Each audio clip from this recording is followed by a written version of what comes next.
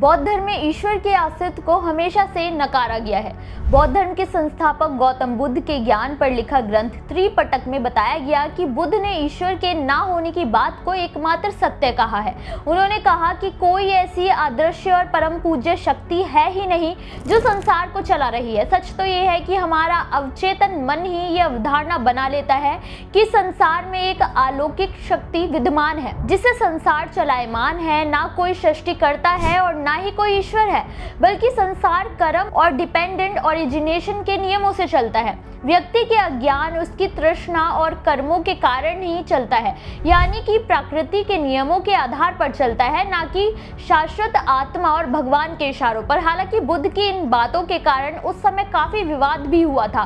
ब्राह्मणों ने पहले बुद्ध को गलत साबित करने की काफी कोशिश भी की। इतना ही नहीं, उन्होंने गौतम बुद्ध से ये साबित करने को कहा कि वो इस बात को प्रमाणित करे कि वो किस आधार पर ईश्वर के अस्तित्व को नकार रहे हैं। अपने इस वीडियो में हम जानेंगे कि कैसे गौतम बुद्ध ने ब्राह्मणी सोच और विचारधारा पर गहरा प्रहार करते हुए ये प्रमाणित किया कि ईश्वर का कोई अस्तित्व नहीं है। नमस्कार, मेरा नाम है मोहिनी और आप देख रहे हैं भीमसेना।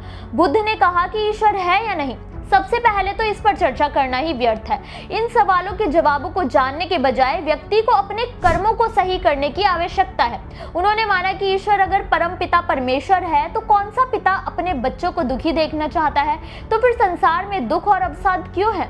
संसार में घटित होने वाली हर घटना के पीछे कुछ नियम है, उनकी स्थितियां हैं। व्यक्ति को ईश्वर का नाम लेकर अपने कर्म से बचने की अच्छी आदत हो गई है, जबकि हर किसी को अपने दुखों का कारण और कर्मों का प्रभाव खुद देखना चाहिए। बुद्ध ने कहा कि ईश्वर के नाम पर अंधविश्वासी होकर कर्म से दूर हो जाना आपको मोक्ष की राह से भटकाने का काम करता है। व्यक्ति का दुख का कारण कोई ईश्वर नहीं बल्कि उसकी खुद की इच्छाएं ही है।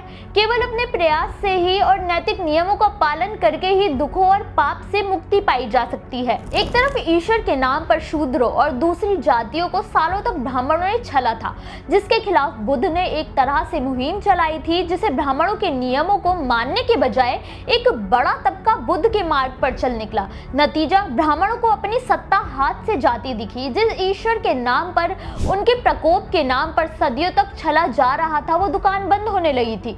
बस फिर क्या था, बुद्ध को ही गलत साबित करने के लिए ब्राह्मणों ने उनके खिलाफ ही मोर्चा खोल दिया और वो आमने सामने आकर बुद्ध से प्रमाण मांगने लगे कि वो किस आधार पर ईश्वर के अस्तित्व को नकार रहे हैं। जिस पर बुद्ध ने बड़ी शांति से जवाब दिया कि सत्य को जानना है तो केवल अपनी निजी मान्यताओं या फिर शास्त्रों के आधार पर ही नहीं जाना जा सकता है, बल्कि उसे अनुभव करना होता है, जो कि आपका तप ही करा सकता है। बुद्ध ने कहा कि वो उस पाखंड के खिलाफ है जो ईश्वर के नाम पर किया जाता है।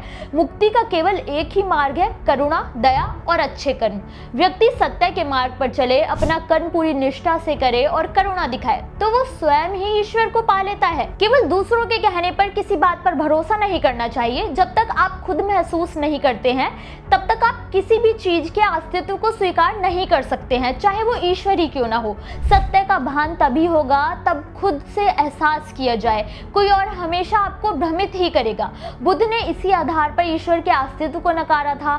सबका ईश्वर अलग अलग हो सकता है क्योंकि सबका सत्य देखने का नजरिया अलग अलग है। ईश्वर के अस्तित्व को लेकर बुद्ध की सोच के कारण ही बौद्ध धर्म के अनुयायियों को नास्तिक करार दे दिया गया था, जबकि वो केवल कही सुनी बात पर चलने के बजाय खुद आकलन करके आगे बढ़ने, सत्य खोजने के लिए प्रेरित करते हैं। वैसे हम आपसे पूछना चाहते हैं कि ईश्वर के अस्तित्व को लेकर बुद्ध और बौद्ध धर्म की सोच पर आपकी क्या राय है? क्या वाकई में ईश्वर का अस्तित्व नहीं है?